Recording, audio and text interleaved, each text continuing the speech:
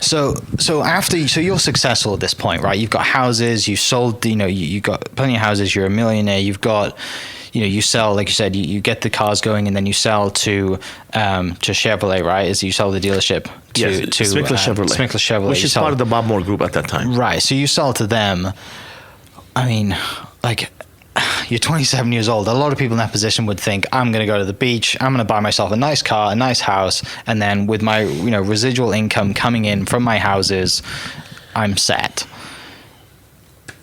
Instead of doing that, you also do a lot more stuff, right? Because you wouldn't be here today talking to me. Let's go back, because we did gloss over the fact that you went to Luton. Tell me when that time is. That's not between high school and coming to the States. That's after you make all your money, right? Correct. Michael, it's so funny you mentioned that, because the period of my success until age 27, mm-hmm. I don't remember taking a vacation. Yeah. I just didn't know they existed. From my background, where I grew up, the vacation was not discussed. Right. Mm-hmm. We didn't know about them. So I've never really knew that you take off and you go to Miami, or you go to Greece, or you go to Italy, or you go to New York. Mm-hmm. It just didn't happen. So I sold my dealership. I had a lot of money. All my debt is paid off. I had a nice big home on the golf course in Oak Tree at that time. Kalidy didn't exist at that time. And I woke up, I'm thinking, this is the first time I wake up at 9 o'clock in the morning. Yeah. And I wake up, I'm looking at the golf course and thinking, oh my goodness, what am I gonna do today? And why I get in the shower, I'm thinking, I didn't go to medical school. Yeah. Time to go to medical school. So that's where the idea started. Yeah. So I write up, I needed to go to medical school a little bit abroad, because knowing that I had what I had, and I might drop out for having what I have, that I think I can't be disciplined anymore. Right. So I contacted my bank. I told them that they have to set me a salary set up. I wrote St. Christopher College of Medicine in Luton. I got accepted as a student. I bought a $2,000 car in Luton. Yeah. I got a 1-bedroom, tiny apartment. I lived within my means like a student. Right. Exactly, because I knew if I would live the lavish lifestyle, I will drop out. Mm-hmm. Because there's a lot of discipline to go through medical school. Yeah. A lot of work. Yeah. So I kept my mouth shut of what I had as a background, and literally, just like the students get student loans and get money from their family, I was getting that allowance every month from my bank, which breaks me even. Literally. Yeah. It literally breaks me even. God, it's amazing. That's so good. Yeah. Remember going out with the students and eating at on the street? Yeah. They have, in England have all these places on the street. Yeah. And it was, they were scraping their dollars or, pounds or to buy a meal, and I did the same thing. I'm like, I only have $8 to spend today or $20 to spend today. So that really helped me be in disciplined situation. And just went to follow, because you hadn't taken a day off, because you'd worked so hard, went until you got to the States. Like you said, you wake up one day, I'm going to go follow my dreams. Yes. And go.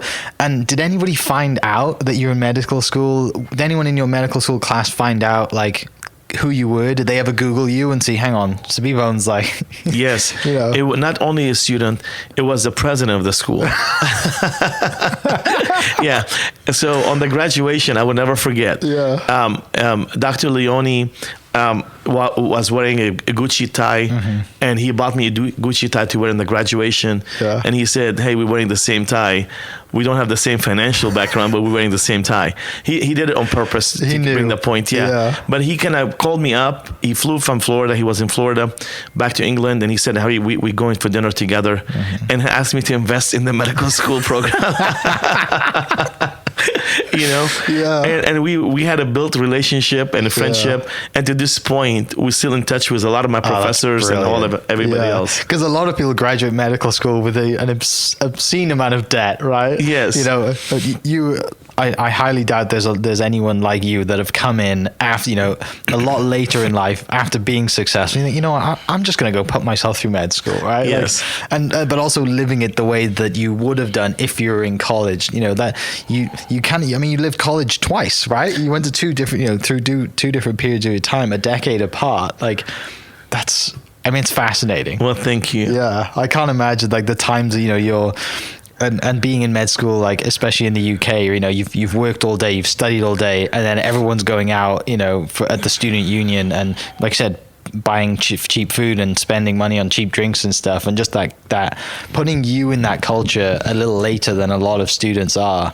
That must have been fascinating to watch. Well, thank you. And the greatest thing is probably if this got broadcasted and my bank is watching, the same Yeah. people still live in Edmond, Yeah. they would know that the same bank used to send me my real estate report and all the payments came in. Yeah.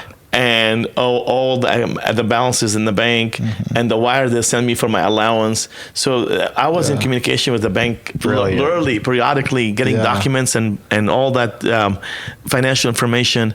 And they just couldn't understand the bankers, my bankers. They're still my bankers to this point.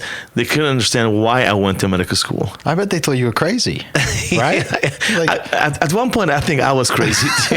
yeah, but I mean, the great part about it is, you know, we don't know how long we're going to have on this earth, right? And for as long as we know, we get one shot at it. And the fact that you decided, you know, most people, when they become a millionaire, they think, I've made it. I'm not going to work as hard as I have to get there. But you decided to go put yourself through, not only just go to university, you went to medical school, which is another level of going back to school, isn't it? You know? Yes, Michael, it really taught me a lot. Yeah. It really did. It taught me how much really I love the car business. And it also taught me how much really I love the home business. Yeah. You see what I'm saying? Yes, definitely. Yeah, it was a dream. Because you're not practicing as a doctor, right? Right. Like, It was a dream initially, and my objective to be. But what my passion was changed. Yes. And I built an empire from my passion. Yeah. And then when I went for my dream, I realized I really, this is great, but it showed how much I really loved what I did before.